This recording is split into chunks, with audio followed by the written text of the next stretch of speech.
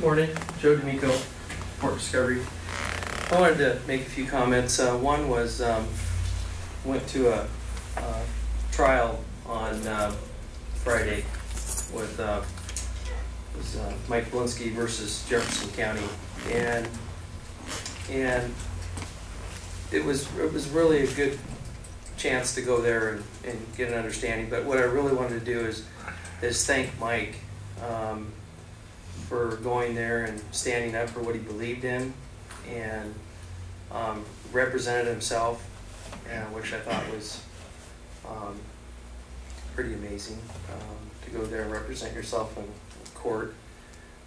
But he stood up for something he believed in, and something that I believe in, which was free speech. And I know that this board, regardless of the outcome of the trial, that you did 180 degrees when Mike filed his lawsuit. And since then, we were able to talk about the ecologists in Port Townsend and Al Scalf and some of the other folks. So, and it was also, I brought my daughter, and it was educational thing for her as well. We talked about it the whole way up, why we weren't going to be in Jefferson County and why we're up in Collin County and so forth. So it was a good lesson. So I wanted to thank Mike for standing up for us here at the OCC. The other thing is every year, I talked about this last year, and I know this board represents clean water.